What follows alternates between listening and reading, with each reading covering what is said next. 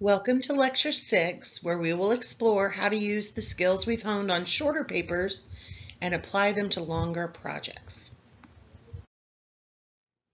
The good news is that academic papers follow a particular formula, no matter how long or short they might need to be. Additionally, we'll take a look at how our approach might change from analyzing a single short work to a longer one. If you can put together a strong 5-paragraph essay, you can write longer research papers.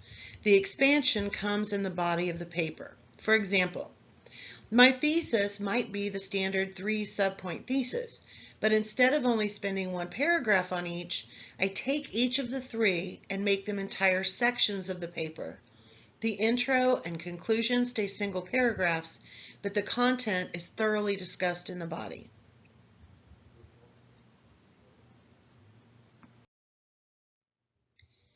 How to develop each section of a literary paper. Make the point, illustrate the point with direct textual evidence, where possible, back up with secondary research, offer your own interpretation, discussion, and analysis. The more detail, the better. Good writing is 25% idea and 75% detail, so focus on proving, illustrating the point. For example, let's say I was writing an analysis of characters in a novel I have read.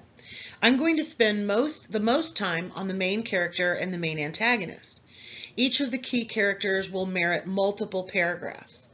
I might also want to cover some of the other characters for a particular reason.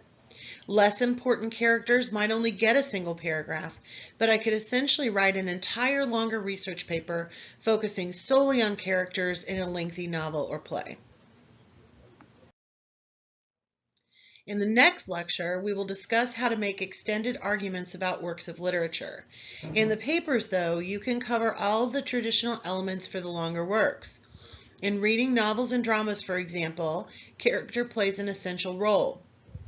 For any genre, formal elements and theme are potential topics. It's also sometimes fruitful to put the work or works into historical context. While it's also tempting to focus on the author, typically you want to avoid biography, except perhaps in the intro conclusion, or in rare cases when it's relevant.